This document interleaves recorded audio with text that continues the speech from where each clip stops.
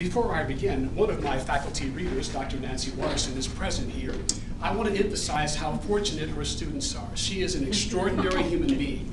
In a very often dark world, she is a genuine beacon of light. There is no question about this. Thank you very much.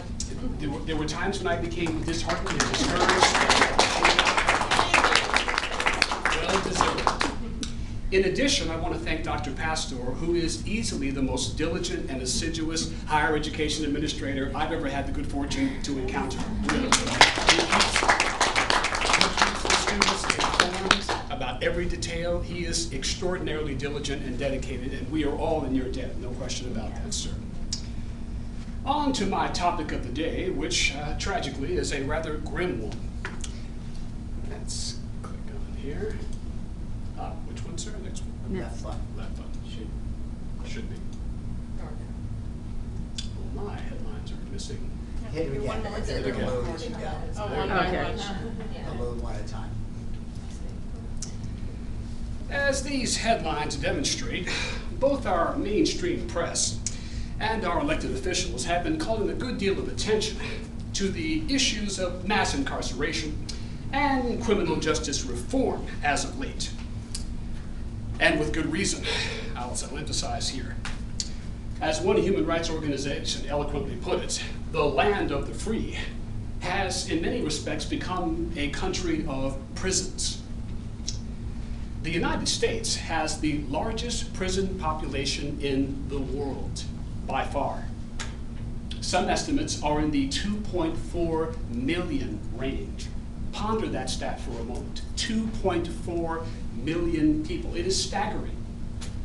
The U.S. also has the highest rate of incarceration in the modern day world.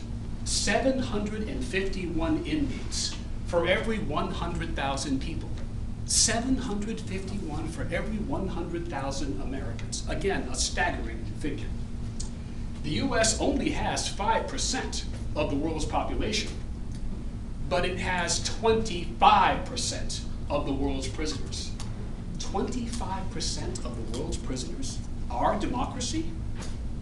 China, a totalitarian communist country, totalitarian communist society with a population that is 4 times that of the United States, has fewer people in its prisons than the United States. Again, it is mind-boggling in many respects.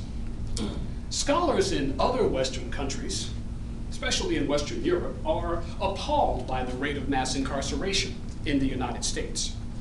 This rate, according to one European scholar, has made the United States a rogue nation, one that has made a decision not to follow a traditional Western approach.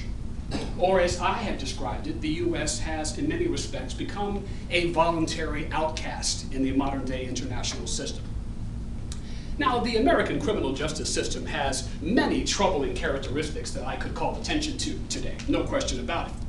Poor defendants, for example, across this country, are languishing in detention across the U.S. because they simply are too indigent, too destitute, too poor to post bail.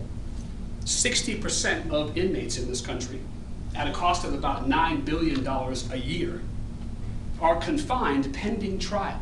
Pending trial simply because they lack sufficient resources to ensure their release. Increasingly, high court fees and surcharges are more and more common, making it even more difficult for the indigent and the poor. The impact on poor defendants has been devastating in our criminal courts.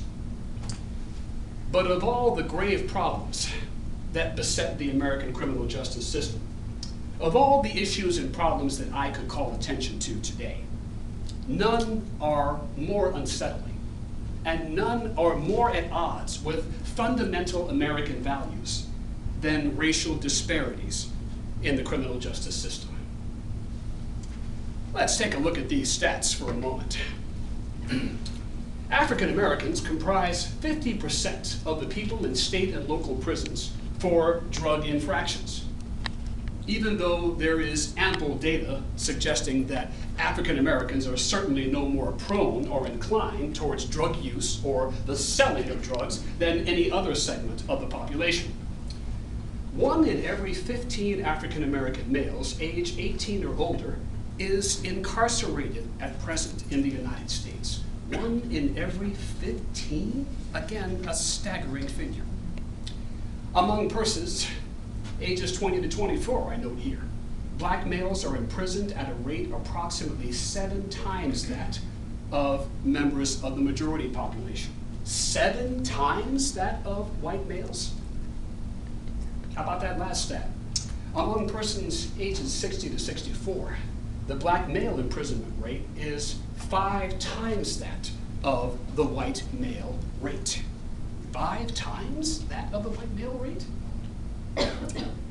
I'm sure we all recognize that the system by which lawbreakers and criminals are seized, apprehended, and punished is one of the bulwarks of